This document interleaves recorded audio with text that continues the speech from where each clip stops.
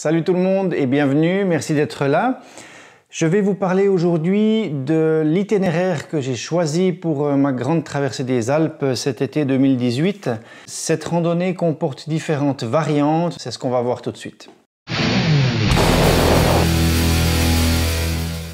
Pour un petit rappel, techniquement, juste pour m'aider à mon orientation, vous trouvez une vidéo détaillée qui s'affiche ici.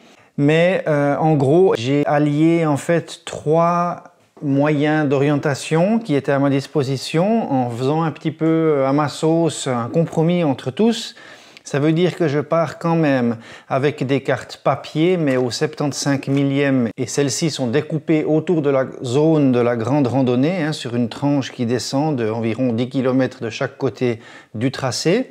Cela m'a donc permis de laisser plus de 300 grammes à la maison que je n'utilise pas, je peux toujours les recoller ensuite. Une boussole bien sûr que j'utilise pour les cartes papier. Ensuite j'ai commandé ce topo guide qui est issu par Swiss Itinérance, qui est très intéressant et qui regroupe à la fois des cartes qui ne sont pas à l'échelle mais disons qui montent en gros au 25 millième les tracés, étape par étape avec des explications de suivi de chemin. Celui-là sera digitalisé, donc je prends en photo chaque page pour les sauvegarder en basse résolution sur mon téléphone portable. Donc je peux le consulter mais je ne porte pas le poids parce que c'est quand même 350 grammes environ. Et ensuite, j'ai donc ici mon smartphone. Bon, c'est un Samsung S6 pour ceux qui s'y intéressent, mais ce qui est important, ce serait d'avoir un smartphone qui est quand même d'une génération assez récente pour la qualité de réception GPS, plus que parler de photos ou d'autres choses comme ça. Disons que là, c'est un outil qui est vraiment polyvalent. C'est vrai que c'est très confortable. Sur celui-ci, j'aurai donc le topo guide répertorié étape par étape, mais aussi une application, j'ai choisi personnellement MyTrails, avec un fond de carte topographique issu de l'IGN sur toute la partie sud en fait, de la France qui m'intéresse. Et puis ceci au 25 millième. Et surtout, très important, offline. Donc ça veut dire que je peux y avoir accès sans aucune couverture réseau, ce qui est d'ailleurs essentiel vu le caractère montagneux fréquemment de la randonnée. Voilà, vous le savez peut-être ou pas, mais la couverture GPS n'a rien à voir avec la couverture du réseau. Donc sans données, sans réseau, sans Wi-Fi, on peut très bien avoir accès au GPS et à sa géolocalisation. Donc là-dessus, je peux enregistrer mes traces si je le souhaite, mais surtout, j'ai tout le tracé du GR5, la grande traversée des Alpes. C'est donc la fin de la section du GR5 qui, lui, est beaucoup plus long. Voilà, donc entre 600 et 650 km, suivant les variantes que l'on choisit, c'est ce que j'aimerais voir avec vous maintenant. Vous proposer mon choix, juste 2-3 explications du pourquoi, comment. Je tiens par contre à préciser que, bien que je vous présente un choix d'itinéraire, je reste libre et bien sûr, j'aime pouvoir garder les imprévus, les décisions de dernière minute. Donc c'est normalement ce que je prévois de faire. Je ne vais pas détailler les étapes que je fais journalièrement, mais par contre, je vais détailler juste les tracés parce qu'il y a en fait des boucles différentes. Je garde mes cartes papier dans un ziploc comme ceci, ce qui me permet d'ouvrir déjà une bonne surface de la journée en pliant et puis de la protéger de la pluie, l'avoir juste dans le sac à dos.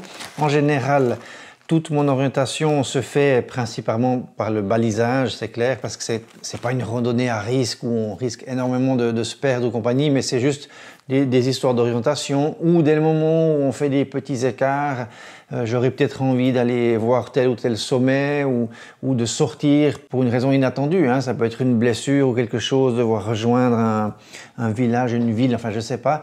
Ça permet aussi de savoir où on est et quand on sort des balisages. Je me réfère donc au balisage, ensuite à la carte si je peux, elle est au 75 millième donc c'est pas extrêmement précis mais suffisant pour ce que j'ai à faire. Et puis si j'ai besoin vraiment d'un tracé plus zoomé, alors je vais utiliser le smartphone.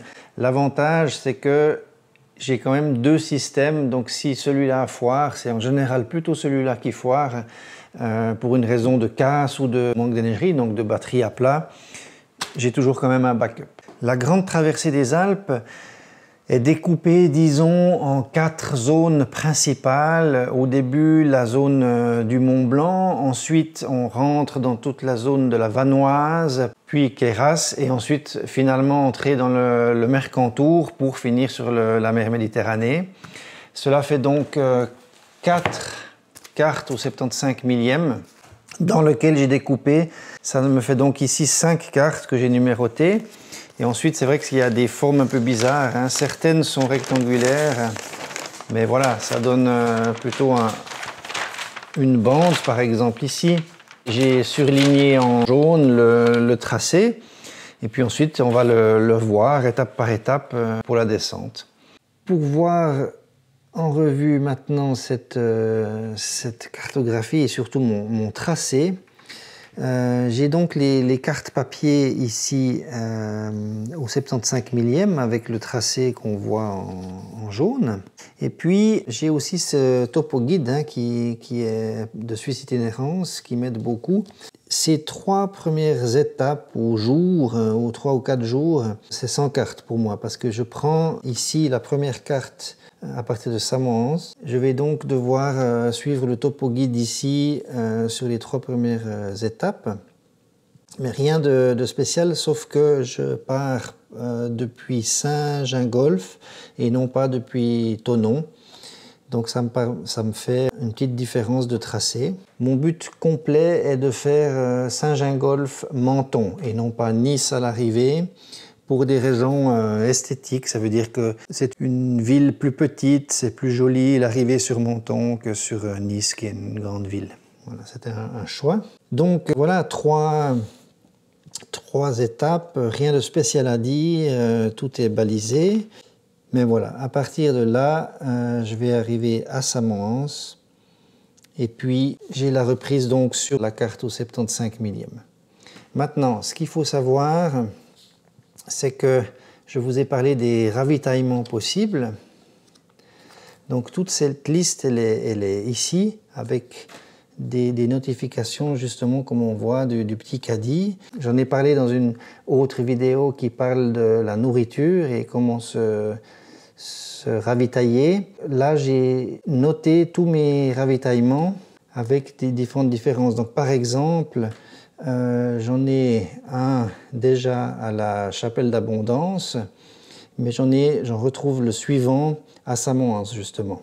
Donc ici, j'ai noté sur la carte R, pour moi c'est ravitaillement, et puis du coup j'en ai plusieurs qui sont notés, donc je sais à chaque fois où c'est que je vais trouver un petit magasin.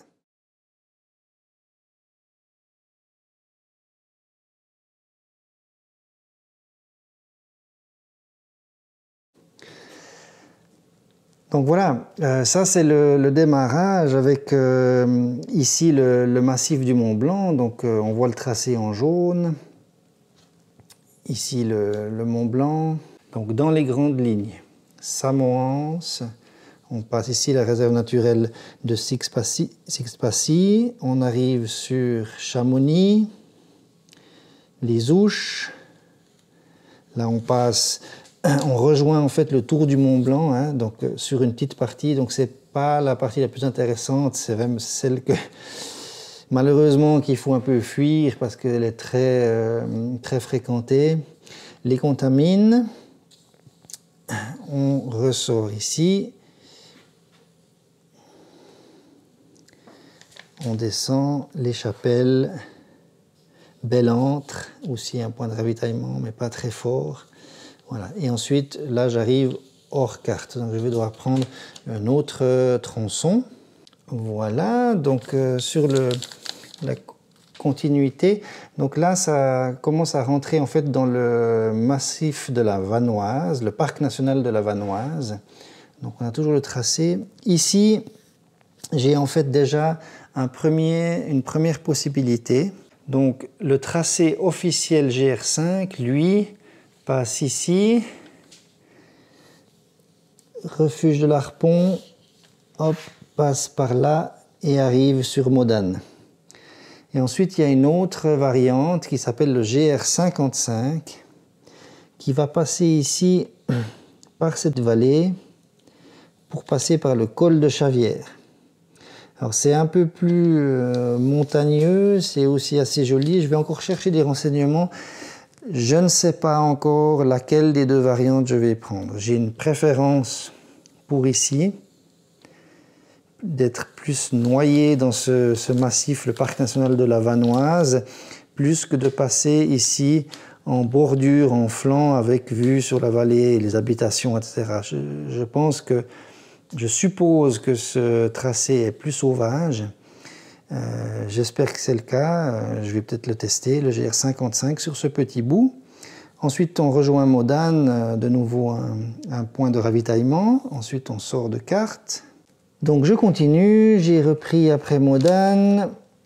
Je redescends ici. Ensuite, juste avant Briançon, à nouveau, il y a 2-3 petites variantes. Donc on a le GR5, lui, à partir de Salé-Nevache, il va passer comme ceci. Là, sur Saint-Sébastien, il remonte au chalet des Acles, il redescend ici et redescendre sur Briançon. Maintenant, il y a une autre possibilité, soit un petit bout du GR57, GR5B, donc c'est juste une petite, le GR5B, une petite encoche ici, avec, bon, au lieu de faire la vallée au bord de la route et compagnie, je pense une possibilité, mais il faut faire le col quand même, bon, pourquoi pas. Ou alors, de prendre sur le GR5C, qui va permettre de passer ici sur les crêtes pour retomber directement sur Briançon. Personnellement, j'ai un petit peu peur de, non pas cette zone-là qui est très jolie, mais celle-ci, donc je prendrais plutôt par le col si j'allais de ce côté-là. Ici, c'est très joli, super. Et puis, j'ai peur de ça, moi. J'aime pas ces bordures de route. Donc, je pense plutôt que je vais prendre le GR5C qui passe vraiment dans la montagne et qui tombe tac directement sur Briançon. Ensuite, on continue, le GR5 classique. Et puis ici, on va rentrer dans le Queyras. Donc on retombe sur Château-Queyras, on rentre dans le parc national. Et puis, on descend sur Seillac, ici, et on continue. Voilà la suite du tracé. Donc ici, juste entre Seillac et Fouillouse, j'ai un petit bout qui manque, qui correspond à 11h45 sans carte. Donc c'est vraiment une grosse journée, une grosse étape. Peut-être je vais dormir entre deux, à voir. Voilà, c'est juste une journée de marche qui manque là. Donc je reprends Fouillouse, on continue toujours, GR5, c'est en fait le tracé ici qui s'appelle le GR5, GR56. On descend, on arrive à l'Arche avec un point de ravitaillement, une grande descente. Ensuite, je rejoins Saint-Étienne-de-Tinée. On entre dans le parc national du Mercantour avec le Mont Mounier. Donc ici, on est justement sur le parc national du Mercantour. Et c'est ici, en fait, où nos chemins se séparent.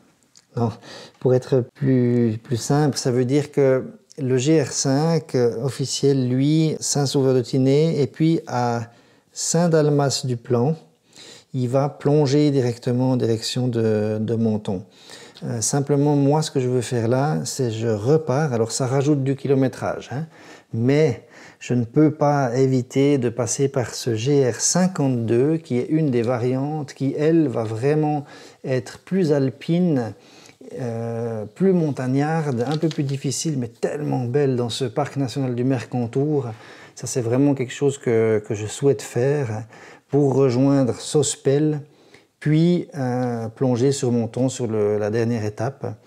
Mais c'est vraiment quelque chose là que je ne vais pas louper parce que je préfère ça plutôt que d'être un peu plus bas dans les vallées. Donc vraiment, on passe à travers le parc national du Mercantour et c'est quelque chose à ne pas louper à mon avis.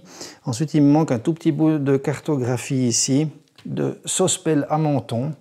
Mais c'est une histoire de 7 heures, donc c'est vraiment une étape, la dernière journée. Peut-être que je ne vais pas résister, mais réussir encore à faire une nuit avant de plonger sur Menton, parce que là, on a le gros coup quand on sort d'une randonnée pareille à travers du parc de Mercantour et puis qu'on arrête non seulement on arrive sur le bord de mer, mais qu'en plus c'est la fin d'une pareille aventure, ça fait un petit coup.